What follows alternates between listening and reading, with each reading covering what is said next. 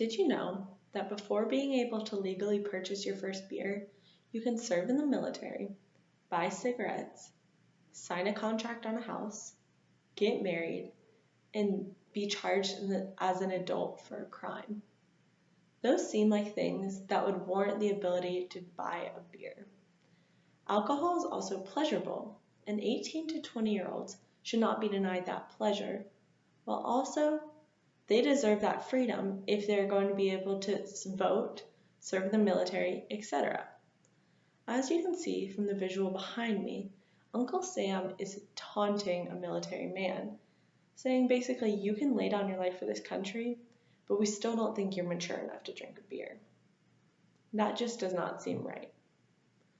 Lowering the drinking age will create a less rebellious, safer human race, while also giving 18-year-olds the freedom that they rightly deserve if they are going to be called an adult at this stage in their life. 39% of 8th graders, 50% of 10th graders, 72% of 12th graders, and 85% of college students have tried alcohol, according to Pro-Con Answers. Those numbers are just shocking, right? None of these students are legal, yet it is still happening, and happening at an increasing rate until these students turn 21. As NYLN put it perfectly, preventing alcohol until people are 21 creates a sort of forbidden fruit. These kids crave alcohol so much more than they would if they learned to drink it responsibly and they did not have to wait as long as any other country. At younger ages, when alcohol is banned, it's more attractive. People crave it more, which leads to people partaking in dangerous activities.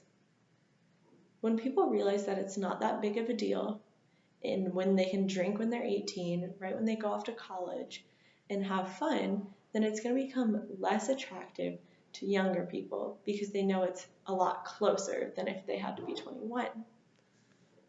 When people under the age of 21 decide to drink, they tend to break multiple laws at the same time.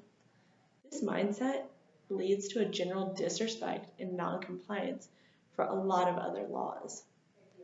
They could think that it's okay to drink, do drugs, use a fake ID, or even drink and drive in some cases. Teens may end up driving home to avoid penalties and questioning from friends or family members, which could put them in even more serious danger than having a beer or two and Ubering home or staying at a friend's and being honest with their parents because they know that they cannot drive. A great way to stop the threat of drunk driving is to harshen the driving laws in the US, not make people wait until they're 21 to drink. The US has some of the most lenient laws on drinking and driving policies, which contributes to the amount of fatalities. As I mentioned, the higher drinking and driving rates can also lead and be caused because a lot more kids in the US have access to cars, whereas in European countries, not as many kids do. But the US also allows a blood alcohol content of 0.08, whereas in Europe, the blood alcohol content ranges from 0.00 to 0.05, with only one country allowing a 0.08, according to the ETSC. That proves that having harsher drinking and driving laws will prevent less accidents because it's not just underage kids that are getting involved in these accidents due to drinking and driving. It's a lot of adults who think that they can handle the 4 drinks that they've had and still be under the legal limit when they truthfully aren't. So if these laws are harshened and maybe even put at 0.00, where people, if they know they're going to drink, they have to Uber or they have to have a designated driver, then that's going to create more safety than having the drinking age set at 21. Allowing 18-year-olds to legally drink would also have positive impact on the economy. It would increase liquor sales, restaurant bills would be higher, and bar tabs would also increase, thus leading to more revenue for each of these places. Some may argue that lowering the drinking age will increase the number of alcohol-related health issues.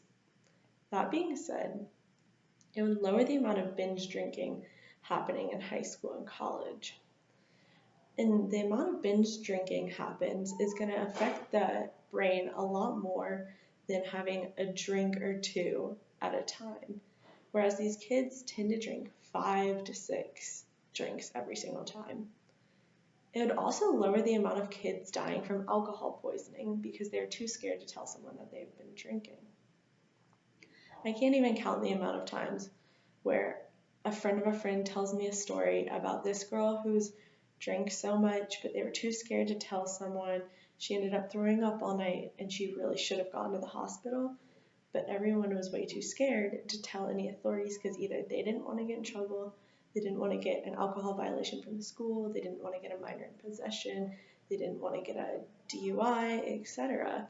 And they're just too terrified to say anything, and these people could be put in serious, serious danger.